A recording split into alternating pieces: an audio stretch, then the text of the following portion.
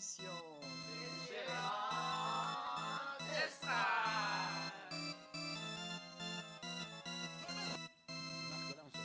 Le coup franc de Messi.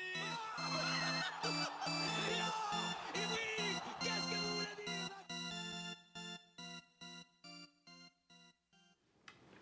Alors, bonjour tout le monde à cette deuxième émission. Et oui, une deuxième émission. Nous sommes de retour en ondes. Alors, je voudrais dire bonjour à mes super collaborateurs. Alors, aujourd'hui, autour de la table, Fanta. Bonjour Fanta. Bonjour Martin. Ça va bien aujourd'hui? Ouais, ça peut aller. Toi, ça va? Oui, oui, moi ça va très bien. Et ensuite, on est accompagné de Chloé. Bonjour Martin. Très bien. Alors, c'est un retour parmi l'équipe. J'espère que c'était pas une blessure qui t'a gardé sur les lignes de côté la dernière fois. Blessure à cause de mes écrits en français. Ah, c'est toujours la faute des profs.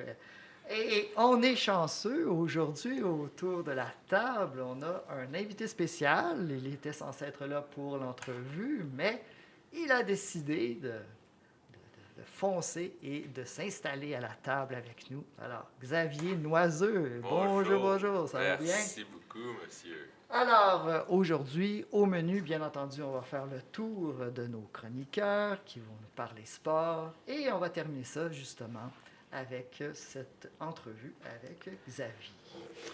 Alors, chers étudiants, vous êtes probablement en fin de session, vos profs vous surchargent et on va faire le tour, bien entendu, bientôt de cette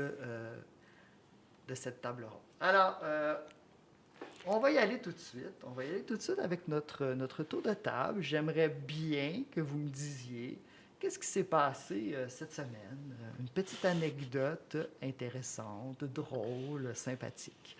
Et on va y aller d'abord avec Fanta. Rebonjour. Cette semaine, j'ai pratiquement pas eu d'anecdote drôle, mais peut-être je pourrais vous parler d'une de mes anecdotes de l'hiver. Très bien, il n'y a pas de problème, il n'y a pas de problème. OK. Quand je venais d'arriver en janvier 2019, pour la première fois, ma grande sœur m'accompagnait au collège. Et pour le deuxième jour de la rentrée, je me suis dit non, je pouvais aller seule et tout. Donc, je suis sortie de la maison, j'ai pris le chemin de la route et il neigeait énormément. Une fois arrivée juste à la rentrée du collège, je suis tombée dans la neige. C'était non seulement ma première fois de voir la neige et quand je suis tombée, la première impression qui m'est venue juste à l'idée était que j'allais mourir tout de suite. Oh là là là là, la méchante neige. Ouais, je me suis dit j'allais mourir tout de suite parce que je pensais que la neige, c'était quelque chose qui mangeait, qui tuait. Donc j'ai pleuré, je criais et tout. Toutes mes deux mains étaient déjà dans la neige. Mais d'où venait cette idée complètement farfelue, que la Je neige sais. pourrait te... Depuis que je suis née, c'est ma toute première fois de voir la neige. Donc je ne savais pas dans le fond vraiment c'était quoi. Et quand je suis tombée, moi je pensais, même à la télé, quand je voyais la neige, je me disais genre c'était de l'eau, mais quand tu descends en bas, tu allais te noyer. Donc j'avais déjà ça en tête. Et une fois que je suis tombée là-dedans, je me suis dit, ben c'est fini, je vais mourir. Ah J'ai dit, là la neige là va... là. J'ai dit, la neige va me manger, et voilà. Mais heureusement, il y a un monsieur qui passait à côté qui m'a tendu la main et je suis sortie de la neige comme ça. Alors, un bon Québécois qui est venu à ton secours, exactement? Effectivement. Ah là là. Alors, parfait. Merci pour cette petite anecdote. Ça fait plaisir. Passons maintenant à Xavier. Est-ce que tu as une petite Ouais. anecdote, malgré, j'imagine, ta vie très ennuyante? Ouais, très ennuyante, mettons. Dernièrement, on est allé à Toronto en fin de semaine. On avait un trajet de à peu près 5-6 heures de route à faire. On était en autobus, puis en s'en allant à Toronto le jeudi, il est arrivé un problème. On a entendu un gros boom dans l'autobus, puis là, on se demandait ce qui se passait. Là, le chauffeur il s'est garé un peu plus loin dans une sortie d'autoroute. On était à peu près déjà à moitié chemin, on pouvait pas revenir. Puis on a réalisé que la transmission venait de lâcher. Oh! Fait qu'on a été pris pendant, je pense, 3h30 de temps dans le boss à pouvoir rien faire. Fait qu'on au lieu de faire une route qui était supposée durer 5-6 heures, on est arrivé à Toronto vers 11 heures. Ça nous a duré. On est parti à 1 heure de l'après-midi. C'était une longue route et une journée très ennuyante, mettons. Mais vu que tu avais ton livre de Ionesco, j'imagine que tu as pu faire tes travaux. Bien sûr, Ah, tout était très- prévu. Très bien. Et on parlera justement de ce voyage à Toronto un peu plus tard dans l'entrevue. Alors, passons maintenant à toi, Chloé. Bon, parlons de neige. J'ai reçu un texto de mon ami avant-hier me disant qu'il commençait à neiger, mais comment est-ce possible? Il faisait beau le matin, donc je suis allée voir à l'extérieur. J'ai vu que la neige fondait super rapidement. J'ai renvoyé un message à mon ami disant que non, Pas de il va panique, pas pas de neiger. panique. Pas encore. Mais finalement, je me suis réveillée le matin avec de la neige à l'extérieur, comme les auditeurs, vous avez pu remarquer. Donc, notre première neige en novembre. C'est assez tard d'ailleurs. Après, d'habitude, c'est toujours au Aujourd'hui? mois d'octobre. Avant-hier. Avant-hier, dans Ouais. quelle ville? Ici, mais elle n'a Ici? pas resté. Sérieux? Ouais, il y a eu de la neige ici. Oh, je pense que tu étais vraiment très endormi. J'ai même des étudiants de karaté qui se sont fait des bonhommes de neige. Oh!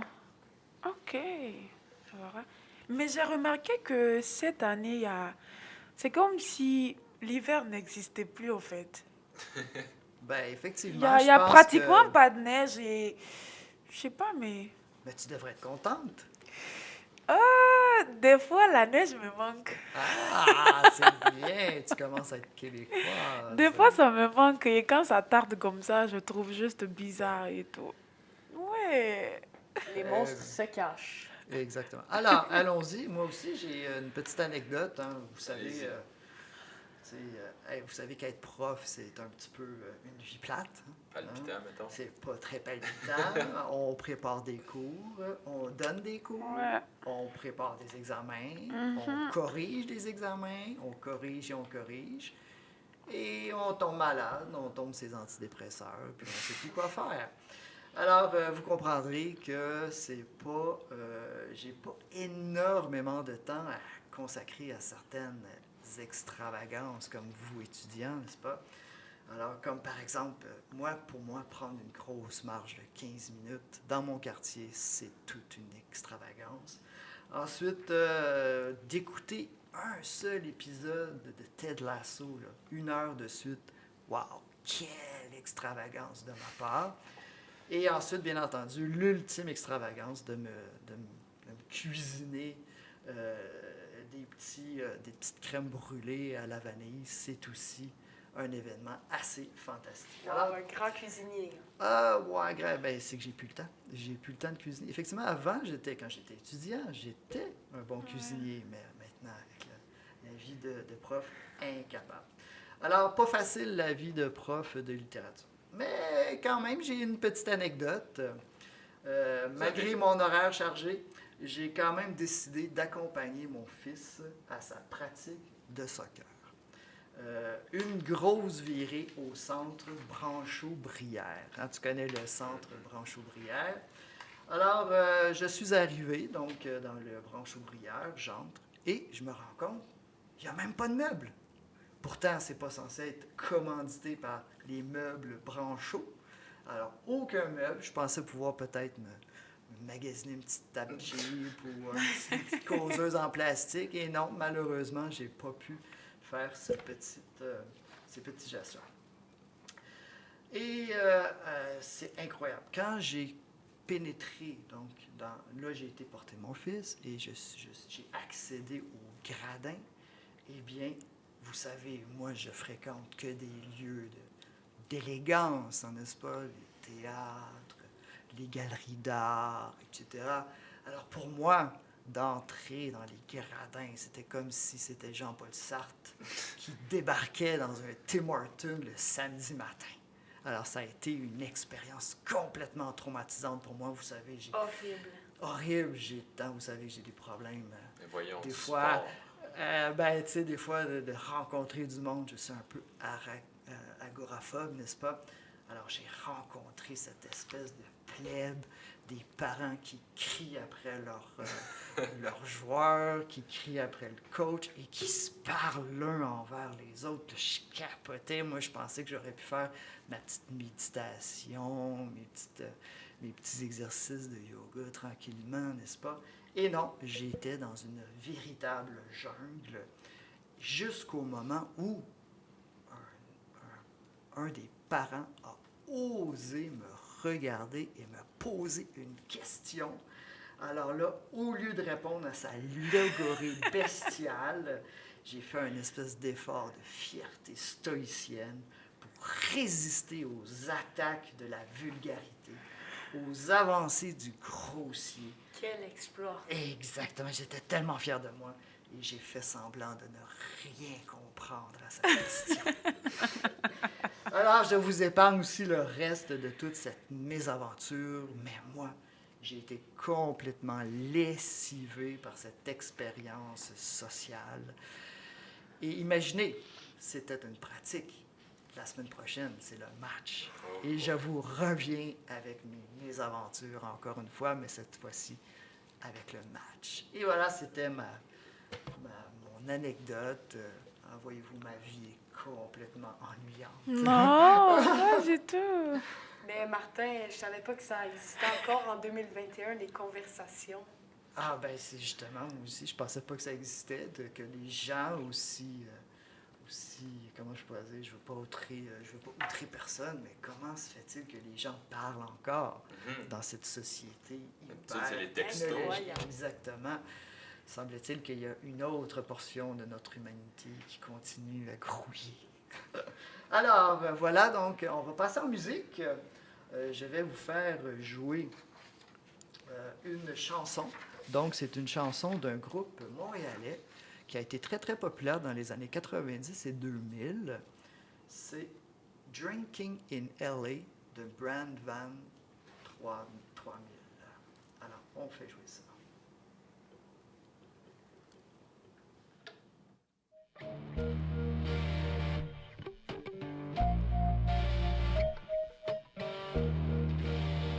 Yeah, we got 3 tickets to the Brand Van concert happening this Monday night at Pacific Palisades. You can all in if you want to answer a couple of questions. Mainly, what is Todd's favorite cheese? Jackie just called us and said it was a form of rock for. Let's see what that is. Give us a ring ding ding. It's a beautiful day.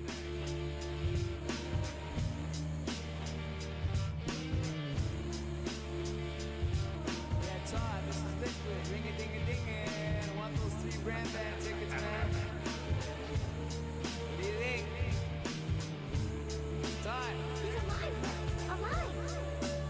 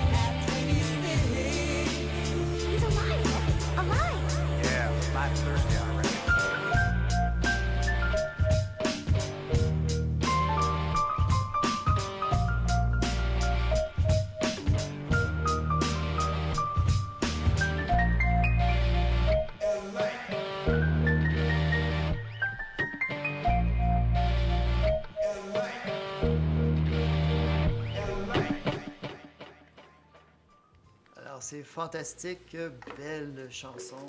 Ça a été vraiment un groupe très, très populaire québécois qui a d'ailleurs, à partir de 1997 et cet album, Glee, a pu tourner à travers les États-Unis et même en Europe avec des gros groupes comme Moby.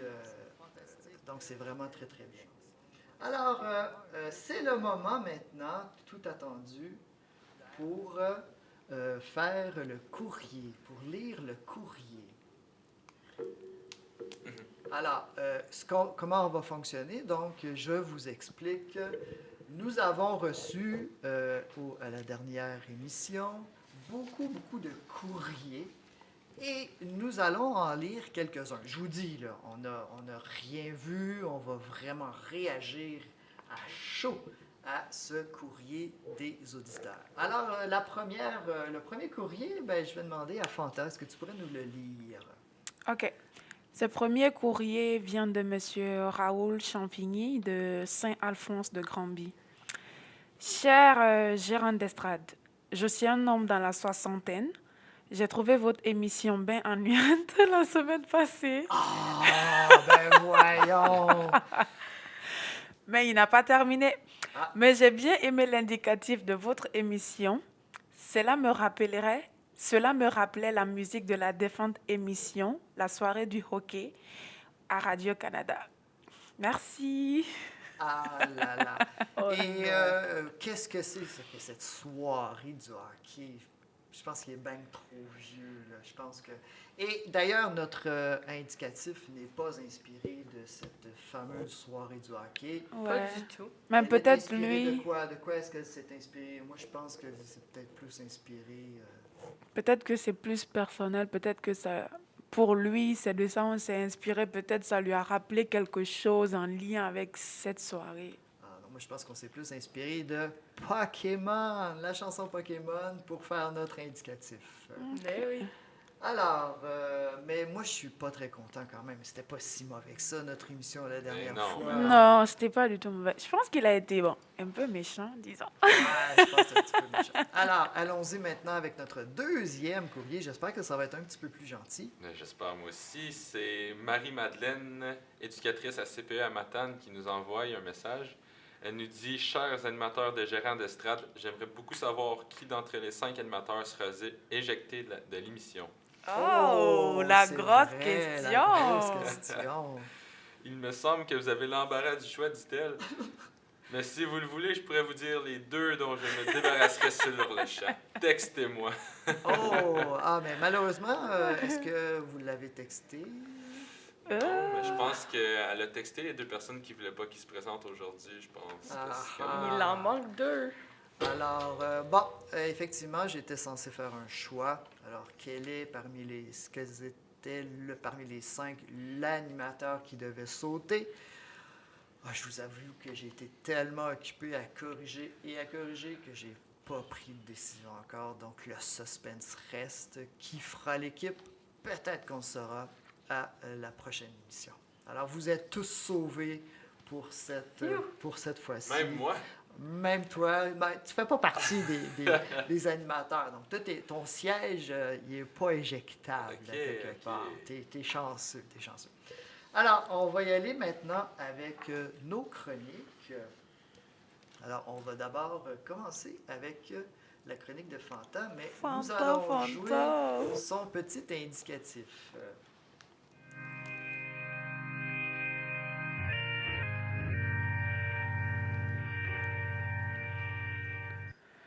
Alors voilà, c'est un bel indicatif pour montrer qu'il y a un ange qui vient Qu'il y a Fanta qui fait sa d'apparaître rentrée. parmi nous. Fanta fait sa rentrée. Alors vas-y avec ta chronique de cette semaine. Rebonjour, chers auditeurs. Bonjour, Martin. Bonjour, bonjour. Aujourd'hui, ma chronique serait sur le régime sportif. J'aimerais dire quelques mots sur ce régime sportif. De nos jours, nous avons tendance à voir beaucoup de gens qui se mettent au régime pour soit généralement perdre du poids. Ok? Moi, par exemple, ce que je pourrais dire à ces personnes, c'est de se faire un challenge de genre une planification alimentaire. de savoir réellement quoi manger, quoi ne pas manger, d'avoir une alimentation saine qui va leur aider plutôt que de se mettre au régime pendant plusieurs jours. Parce que je pense que ça, rester par exemple assez longtemps ou des jours sans manger parce que tu veux maigrir ou tu veux perdre du poids, ça peut aussi te mener à une maladie, ça peut t'envoyer à être malade et tout. Donc, il faut aussi retenir que nous n'avons pas la même morphologie. Moi, par exemple, je n'ai pas besoin de ne pas manger pour perdre du poids. Effectivement, je m'en allais dire. Exactement, parce que Oh moi, là je là. mange énormément. Moi, je mange Ah oui? assez, oui. Je mange beaucoup, mais ça se voit pas. Il y a d'autres, par exemple, ils n'ont pas besoin aussi de trop manger pour grossir. Nous n'avons pas les mêmes morphologies. Il y a d'autres, ils n'ont pas besoin du sport pour maigrir, ils n'ont pas besoin du sport pour grossir ou pour une bonne alimentation. Donc, il faudrait qu'ils sachent que, premièrement, nous n'avons pas les mêmes morphologies et j'ai eu à effectuer quelques petites recherches sur ça, sur les limites du régime sportif, qui dit qu'il est très efficace, par exemple, la perte du poids, mais il faut savoir aussi que le régime sportif ne doit pas être prolongé jusqu'à dépasser les 15 jours. Parce que je pense que ça peut mener aussi à d'autres maladies, parce qu'il faut retenir que notre corps a besoin de manger, notre corps a besoin de se nourrir, mais si tu te prives aussi de la nourriture parce que tu veux perdre du poids, au final, peut-être tu vas perdre du poids, mais tu vas te créer aussi d'autres maladies.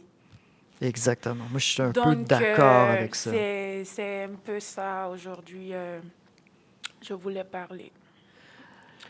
Alors, effectivement, moi, personnellement, pour avoir été un peu... moi, je suis peut-être mieux placé pour en parler que toi. Tu es si svelte, si en forme. Moi, j'ai quand même été dans un petit surpoids. Et je t'avoue que c'est simplement de changer mon alimentation, de réduire la quantité de nourriture que je mangeais, qui m'a permis de... C'est pas des régimes avec des protéines, puis des carbs, puis des... qui m'a permis finalement de perdre quelques livres. Je sais pas si qu'est-ce que vous en pensez, vous les sportifs. Moi, On a chanceux ici, on a deux vrais sportifs autour de la table. Oui, Fanta? par exemple, moi, je connais une personne, quand elle stresse, elle mange énormément. Ah, ça, c'est... Quand elle stresse, elle mange énormément et ça la permet de prendre du poids. Ah, ça Je m'arrive connais aussi. aussi une autre personne qui n'a pas besoin de sport, par exemple, pour prendre du poids. Il suffit juste que la personne soit stressée ou que la personne a un souci quelconque et qu'elle perde du poids. Ah oui. Vous voyez? En fait, Wow. nous n'avons pas les mêmes Ouais, morphologies. Tu exactement. n'as pas besoin de te priver de la nourriture pendant 15 jours, pendant 4 à 5 jours parce que tu veux perdre du poids. Très Donc, bien. il faudra aussi faire très attention. Alors, allons-y avec nos sportifs. On peut commencer avec Chloé. Toi qui es une grande karatéka, comment tu perçois l'alimentation sportive? Est-ce que c'est important? Moi, j'ai l'impression que pour la bonne recette pour perdre du poids, c'est vraiment un complément entre le sport et l'alimentation. Donc, vraiment, manger bien, mais aussi faire du sport parce que si on fait juste manger bien, les effets ils vont être beaucoup plus moindres, Mhm. Beaucoup moindre. beaucoup moindres que si on fait du sport aussi avec l'alimentation. Et toi, dans ta pratique du karaté qui est assez intense, j'imagine, est-ce que tu dois justement contrôler ta nourriture ou tu manges normalement? Je pense que pour les sportifs, vraiment beaucoup, notre outil, c'est notre corps. Donc, par exemple, si tu veux être rapide, tu dois avoir un corps comme une voiture rapide.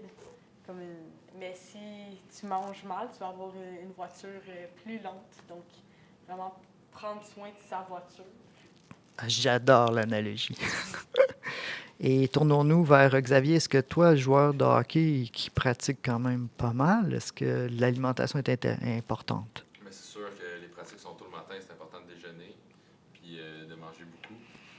Beaucoup de protéines, ça c'est sûr, de la viande, puis pour pas prendre de poids, c'est important d'aller au gym, puis juste de transformer ça en masse musculaire. C'est Très bien. basic stuff, on dirait. Très bien. Mais vous n'avez pas atteint mon âge. Attendez d'avoir mon âge. Je vous vois arriver La- en vélo à chaque matin. Ah, monsieur. justement, j'essaie de faire beaucoup de vélo, d'exercices. Je cours aussi. Vous pouvez me suivre sur Strava, voir mes temps extraordinaires. Non, c'est pas vrai.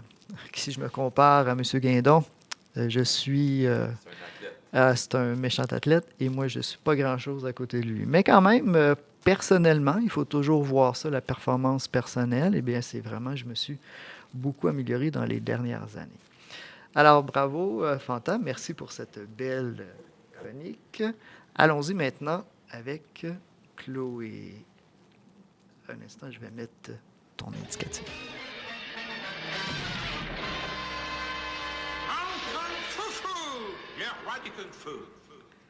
Très bien. Alors, Chloé, ta chronique aujourd'hui. Alors, moi, mon sport, c'est le karaté, mais aujourd'hui, je vais parler du jiu-jitsu brésilien. Parce que le karaté est bien pour se défendre debout, mais comme vous avez pu remarquer dans les batailles, par exemple au bord ou aux écoles secondaires, la bataille se retrouve souvent au sol. Mais rendu au sol, c'est plus pratique de connaître le jiu-jitsu brésilien. Le jiu-jitsu brésilien, c'est dérivé de techniques du judo. Et c'est Mitsuyo Maeda, en 1920, un 4e dan en judo, qui a importé le jiu-jitsu au Brésil, du Brésil, parce que en 1904, il est allé aux États-Unis avec son ami pour faire des démonstrations de sa discipline en affrontant des lutteurs. Donc, ce pro du judo, il est allé se battre contre des lutteurs aux États-Unis et Gustavo Gracie, un Écossais américain, l'a aidé pendant cette bataille-là. Et pour le remercier, il a enseigné le jiu-jitsu brésilien au fils de Gustavo, qui lui l'a enseigné à ses frères. Donc, c'est de Mitsuyo Maeda que vient l'or, donc du Japon aux États-Unis.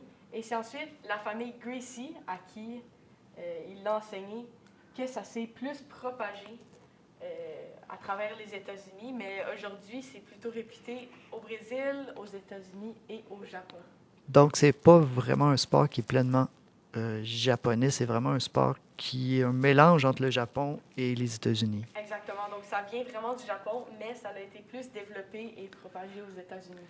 Mais le jiu-jitsu, là, moi, je connais pas grand-chose, mais martial art, là, ça fait partie un peu de ces techniques que ces guerriers de l'arène utilisent ou C'est vraiment, ça fait partie... mixed martial art? Oui, ça fait partie des arts martiaux, puis tu vois beaucoup de nos jours dans la UFC, dans la MMA. Ah, c'est ça, dans la UFC. Est-ce qu'ils s'en servent beaucoup de cet art ou... Oui, donc tu as le boxing, le kickboxing, le MMA quand tu es debout, mais on voit souvent à la télé que des fois le combat se retrouve par terre, donc... c'est là qu'ils sortent leur technique. Exact. Tu prends la main, tu casses le coude, le pied, le cou, jusqu'à temps que l'autre personne tape le sol pour faire gagner. Ou soit bleu, un ou l'autre. Si elle est bleue, t'as gagné. Est-ce que tu es fan de UFC et de ça, tout ça? Je trouve ça un petit peu violent. OK. Donc, Mais non. Ah, Jake, le joueur de hockey. Venez voir une de nos games de hockey, vous allez voir, c'est rien, c'est rien. Ah, c'est ça, parce que le karaté, quand même, il y a une certaine non-violence là, qui est enseignée, je crois. oui, mais aussi beaucoup l'ordre du contrôle. OK. Bon, ben merci beaucoup pour cette belle chronique. Ça fait plaisir. Alors, donc, on continue. Ma chronique personnelle, eh bien, c'est les nouvelles du sport au Collège universel.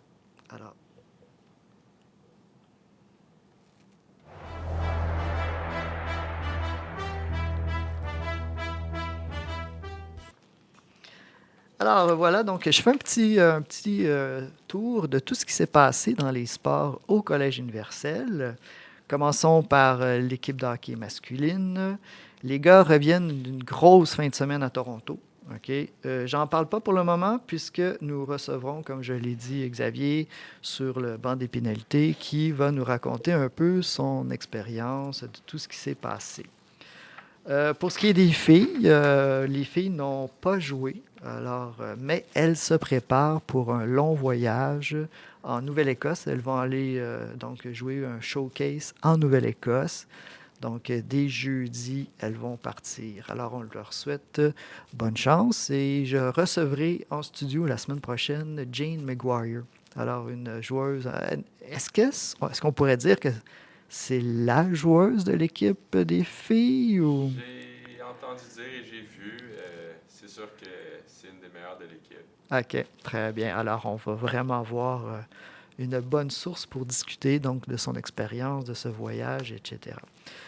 Et finalement, ben, il y a l'équipe de basket masculine qui s'est exécutée en fin de semaine. Elle en était à son 3e match sous les ordres de leur entraîneur, Serge Grenon. D'ailleurs, Serge Grenon est un ancien du collège, vraiment un excellent joueur de basket lorsqu'il était avec nous. Alors, s'il avait pu être aussi rapide avec son crayon qu'il l'était avec un ballon, ça aurait été vraiment un étudiant assez extraordinaire. Alors, ils ont, semble-t-il, facilement gagné par la marque de 76-60 contre les Rafales du Cégep régional de Lanaudière à Terrebonne. Mais malgré cette belle et convaincante victoire, semble-t-il que le coach n'était pas tout à fait satisfait. Alors, j'ai recueilli les commentaires de 2 joueurs de l'équipe. Peut-être vous les connaissez, Raphaël Mbaye et Kérim Chasso. Lui, il est plutôt du côté, je crois, anglophone. Alors, je leur ai d'abord demandé leurs commentaires sur le match. Alors, voici ce qu'ils avaient à dire. Selon le coach, on a dit qu'on n'avait pas vraiment bien joué, même si on a eu une bonne victoire. Et ouais, en fait, dans le fond, c'est ça qui s'est passé. It was a pretty good game in the beginning.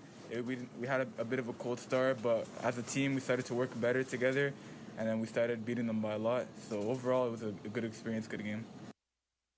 Très bien. Mais si on est capable de bien jouer en équipe et on va être capable de, par exemple, mieux communiquer, everything, c'est ça qu'on va aller loin à propos de l'équipe, qu'on va aller loin dans la saison, on va peut-être aller dans les playoffs qui sont supérieurs à nous, c'est-à-dire contre l'héritage. Mais selon moi, je crois qu'on va vraiment, on va réussir si on continue avec une bonne chemistry. Your team. I like to think everyone's the good players, but like the stronger players on our team would definitely be like Dom, Raf, myself, Anthony, and Olivier would be the strongest players on our team. Je crois qu'il était bien content. On a eu comparativement, on a eu un tournoi pendant l'été et il y a eu une énorme différence comparée à cette saison qui est aujourd'hui. Très bien. Ben, merci beaucoup de votre participation. Très bien, merci. Alors voilà, donc le coach n'était pas très content. Mais ensuite, je leur ai posé dans la deuxième portion, vous l'avez entendu, qu'est-ce qu'ils pensaient de leur saison. Eh bien, semble-t-il qu'ils auront une bonne saison. Ils s'attendent à remporter, même jouer peut-être avec la section A. Alors voilà, donc on va continuer à les suivre durant la saison. On va essayer de voir s'ils s'améliorent. Alors voilà, c'était les petites nouvelles du sport à Universel. Nous allons y aller avec une petite chanson avant de passer en entrevue notre joueur de hockey. Claudia Tessier est une ancienne étudiante du Collège universel en communication qui a une voix absolument extraordinaire, vous allez l'entendre. Donc, après son passage au collège, elle s'est inscrite à l'École nationale de la chanson et a gradué en juin dernier. Elle a eu la chance, à titre de finissante, de performer aux Francopholies de Montréal en septembre dernier, rien de moins. Alors, elle y interprète une chanson qu'elle a composée durant son passage à l'École nationale de la chanson. Elle a bien gentiment accepté qu'on puisse la passer en ondes. Alors voilà, cette belle chanson. C'est intitulé « Personne à tes côtés » de Claudia Tessier. On écoute ça ensemble.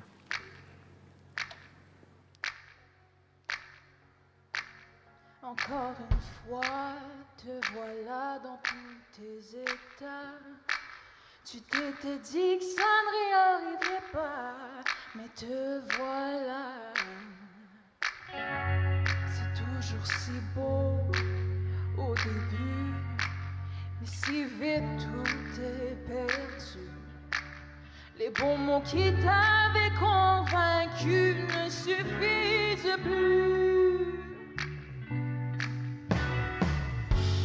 As-tu si peur d'être abandonné que tu es prête à t'oublier?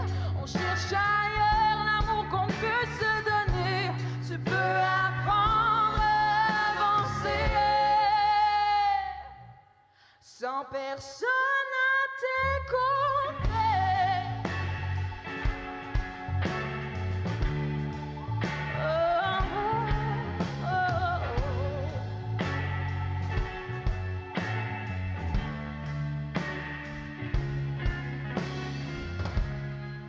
Au fond de toi, tu le savais déjà. Tous les signes que ça ne marcherait pas étaient juste là. À force de toujours espérer et d'ignorer la vérité, tu ne peux qu'être blessé, c'est assez. Oh, oh, oh. As-tu si peur d'être abandonné que tu es prête à t'oublier? On cherche ailleurs l'amour qu'on peut se donner. Tu peux apprendre à avancer sans personne à t'écouter.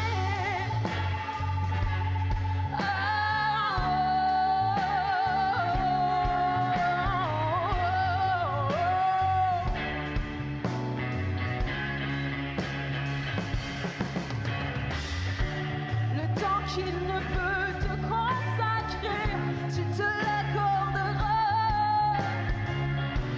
L'amour que tu voulais tant lui donner, tu le garderas pour toi. Mieux vaut être seul que mal accompagné. Plus jamais tu penseras ne pas être assez. As-tu si peur d'être abandonné que tu es prête à t'oublier? On cherche ailleurs l'amour qu'on ne peut se donner. Tu peux apprendre à avancer. Oh, as-tu si peur d'être abandonné que tu es prête à t'oublier? On cherche ailleurs l'amour qu'on peut se donner. Tu peux apprendre à avancer.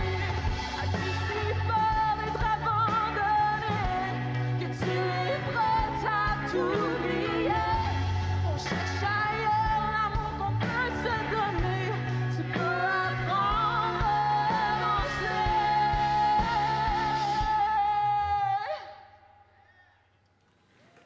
sans personne à t'écouter.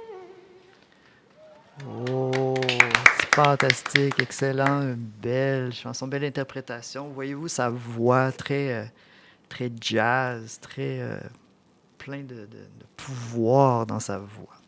Très bien, passons à notre dernière chronique sur le banc des pénalités.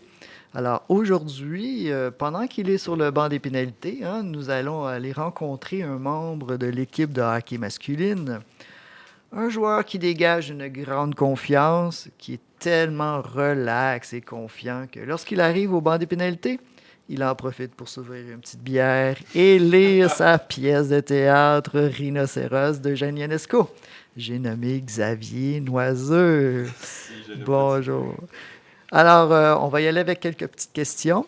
Donc, je laisserai peut-être mes collaboratrices charmées par leur regard de Xavier poser quelques questions. Xavier, on a entendu parler de la casquette spéciale pour le joueur du match. Est-ce que tu pourrais nous en parler? là là. OK, ça s'est rendu jusqu'à vos oreilles, tout ça? Ah, ça a l'air que ça se promène. Dans le fond, on a un joueur du match, puis on a un joueur qu'on appelle le plombier. C'est le joueur du match, mais plus défensif. Le joueur du match défensif, il se fait remettre une casquette assez farfelue, mettons, avec un soutien-gorge de femme sur la tête de la Ben casquette. voyons. Et sinon, le joueur du match, lui, c'est un chapeau de cowboy. Puis ouais, c'est à chaque victoire, mais en fin de semaine, mettons que le chapeau s'est beaucoup promené avec 3 victoires, ça s'est bien passé. Et pour revenir un petit peu avec ça, est-ce qu'il doit le porter au collège? Non, Non, pas au ok, collège. ok. Non, c'est juste en sortant de la partie et jusqu'à temps qu'on soit dans le boss. Ok, très très bien. Mais c'est quand même intéressant. Il faudrait prendre des photos. Il faudrait prendre des photos. Qui d'ailleurs, disons, le dernier match, qui a remporté les honneurs du meilleur plombier et du meilleur joueur? Je sais pas si tu t'en souviens. Ouais. Je me souviens qu'il y avait Brave qui était le joueur du match. Puis je pense qu'on a donné le plombier à notre gardien de but au dernier match qui est Marquis, Dominique Marquis. Ah, Dominique Marquis. Il me semble que c'est bien ça. Très bien. Fanta, une petite question pour notre sportif. Oui, la question que je poserais à Xavier de savoir, en tant que grand joueur d'hockey, quels sont les... Bon, il ne faut pas exagérer. Là. OK. En tant que joueur d'hockey, quels sont les avantages que tu gagnes en tant qu'étudiant et joueur d'hockey? Est-ce que ça te rapporte quelque chose que tu n'avais pas? C'est sûr que ça m'apporte, à moi en tout cas, le goût de venir à l'école, si je peux dire. J'étais à un autre cégep avant, puis je jouais pas au hockey pour le cégep. Puis ça a commencé à devenir de plus en plus difficile pour moi, la motivation de venir à l'école. Puis heureusement pour moi, je suis venu à Gatineau ici, puis depuis l'an passé, je joue pour le collège, puis ça m'aide fortement à passer tous mes cours, puis à finir mon cégep. En même temps de jouer au hockey, ce que j'aime beaucoup faire. OK. Ben, il faut dire qu'il y a tellement des bons profs aussi hein, qui t'encadrent.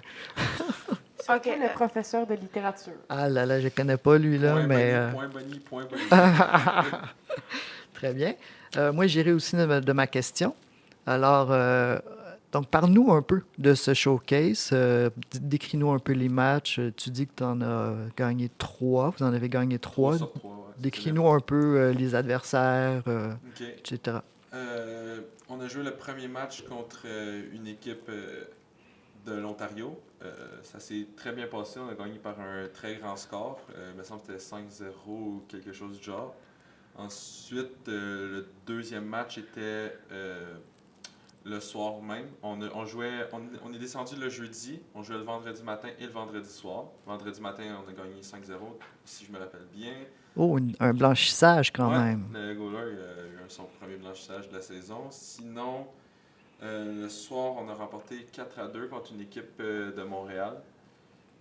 Ça s'est bien passé, c'était un match serré, mais on a quand même bien dominé malgré le score qui était juste 4-2, si je peux dire, mais on a dominé tout le long. Et le dernier match, ce fut un match qui a beaucoup brassé, si je peux dire.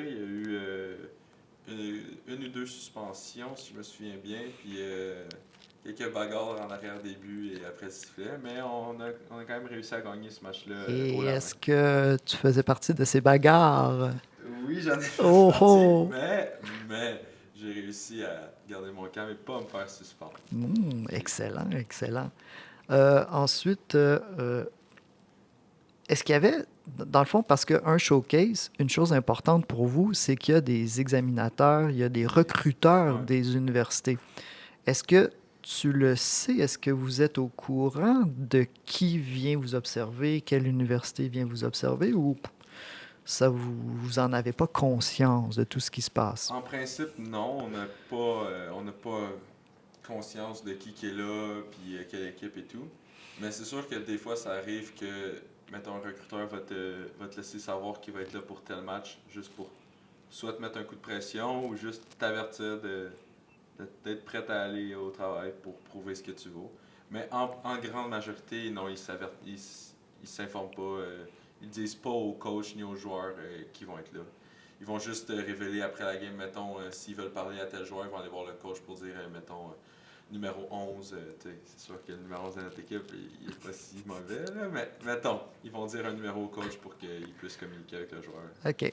Et toi, là, tu en es à ta 2e saison ici. Est-ce que tu as eu des appels? Est-ce que tu as quelque chose qui peut s'ouvrir à l'université pour toi? Ben, c'est sûr que pour l'instant, il faudrait que je vérifie avec du côté des États-Unis. Mais sinon, je pourrais toujours aller à Bishop University, qui est à Sherbrooke. C'est sûr que c'est en anglais, ce sera une adaptation, mais ça pourrait être le fun. C'est sûr que je pense que je serais capable de m'intégrer même si c'est en anglais, je suis pas mauvais. Mais d'ailleurs, est-ce que l'équipe fonctionne, puisqu'on est un collège bilingue, est-ce que l'équipe fonctionne anglais-français ou c'est principalement en français que les entraînements et tout ça, la vie d'équipe se passe? Je te dirais que c'est 3 quarts français, 1 quart anglais, parce qu'on a quelques joueurs qui parlent anglais, puis à part les fameux mots du Québec d'église qu'on n'a pas le droit de dire, ils connaissent juste ça ici, les Anglais qu'on leur a appris. C'est les premiers mots qu'il fallait leur apprendre quand ils sont arrivés, c'est important. Sinon, ils parlent juste anglais, donc c'est important de communiquer avec eux en anglais sur la glace ou peu importe en dehors. Fait que je te dirais 1 quart anglais, 3 quarts français. OK. Xavier, en tant qu'étudiant et sportif du collège, comment est-ce que tu fais pour combiner les deux en même temps? Est-ce que le sport prime sur tes cours ou est-ce que c'est le cours qui prime sur le sport? Je dirais que la priorité, c'est toujours l'école. C'est très important. C'est la réponse que tout le monde veut entendre. Mais ça arrive des fois que je prends un peu de retard dans mes cours à cause de pratiques ou de parties. Comme en fin de semaine, aller à l'extérieur à Toronto, c'est sûr que c'est difficile. Même si on considère qu'on a du temps dans l'autobus, c'est pas toujours facile de se concentrer, faire des travaux dans l'autobus.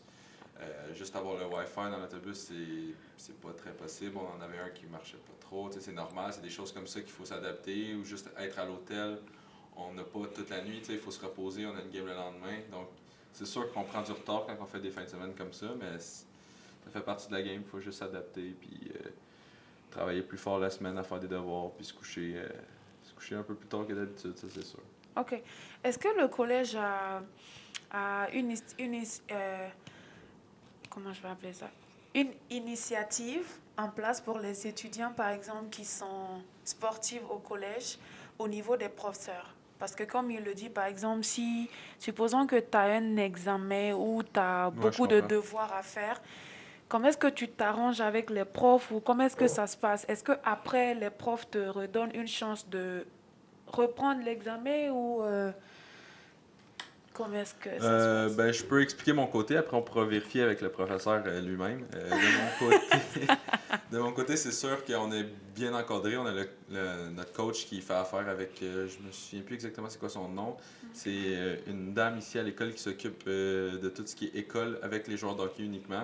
OK. Donc, si on a à manquer, elle avertit les profs qu'on va manquer tel jour. Elle va motiver nos absences et elle va faire le suivi avec les professeurs. Mais c'est sûr qu'on a notre bout de chemin à faire, nous autres, là-dedans, parce que les professeurs ne peuvent pas être au courant de tout ce qui se passe dans nos parties et tout. Il faut leur avertir d'avance aussi, le plus possible, de leur dire d'avance quand on va s'en aller, combien de temps, qu'est-ce qu'on va manquer, quand on peut reprendre. C'est sûr que ça prend du temps, mais je peux laisser sinon Martin expliquer son côté des choses. Avant d'expliquer, j'ai une question que je vais poser à Martin. Oui. En tant que professeur de presque tous les étudiants du collège, est-ce que vous êtes indulgent avec les étudiants sportifs à propos de vos devoirs, de vos dissertations et tout? Non, je suis d'autant plus méchant avec eux. Non, c'est pas vrai. Ben, je garde toujours la même justice, qu'ils soient étudiants sportifs ou non, c'est toujours la même barème de correction. Sauf que oui, à quelque part, on est plus indulgent peut-être dans les délais. Oui, c'est peut-être ça, là où, oui, les délais, effectivement, comme par exemple, Xavier vient juste de me demander avant l'émission s'il pouvait avoir un petit 2 jours de plus pour remettre. Et oui, c'est effectivement, c'est un peu ça, nous, qu'on peut faire, on peut s'adapter, on est compréhensif, puisque effectivement, ils partent des 2-3 jours, des fois les fins de semaine. J'avoue que ça compromet les études, ça compromet les travaux. OK. Donc, oui, on est quand même assez ouvert à ce niveau-là. Tout à fait. OK, parfait, ça serait tout. Et dernière question, à moins que... Ben, je vais aller avec ma question, puis si tu en as une autre, Chloé, on pourra conclure. Où est-ce qu'elle s'en va, cette équipe? Est-ce que vous vous dirigez vers les sommets du succès ou les bas-fonds du classement? Honnêtement, en ce moment, on est premier dans la ligue.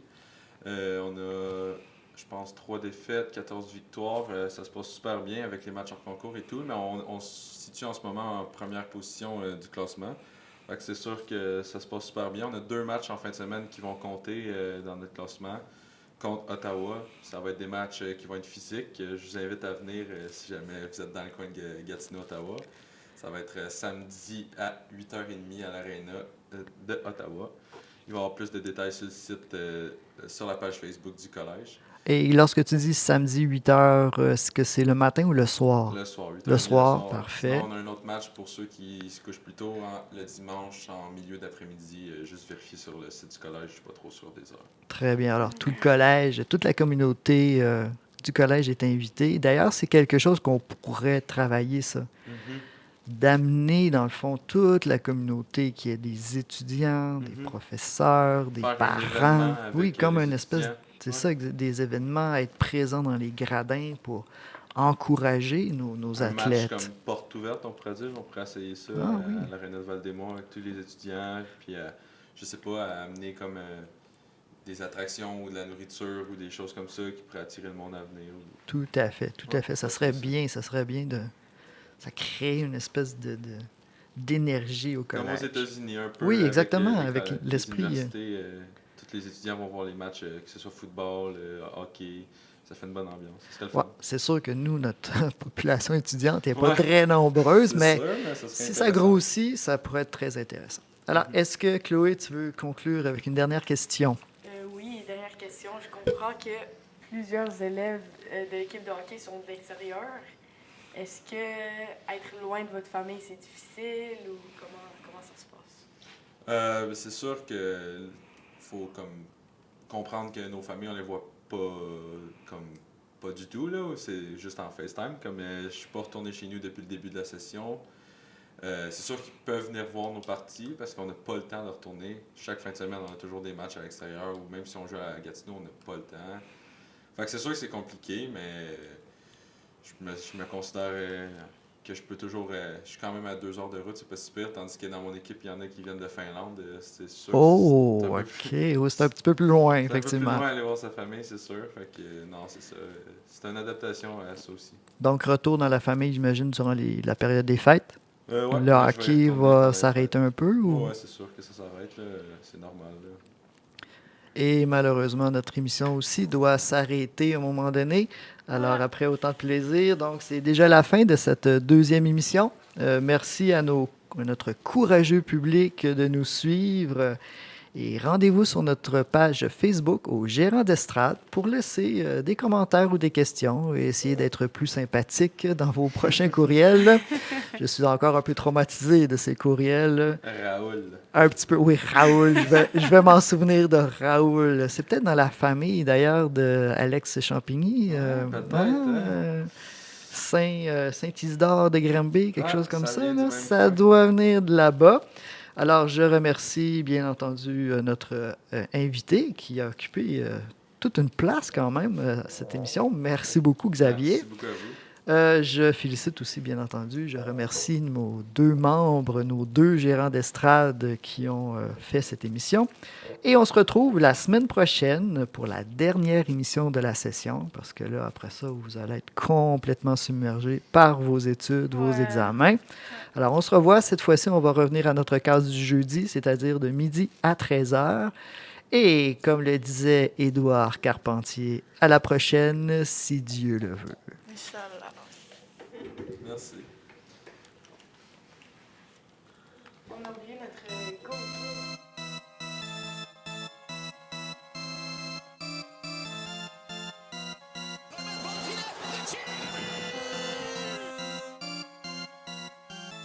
Bienvenue à cette toute nouvelle émission. Les Gérants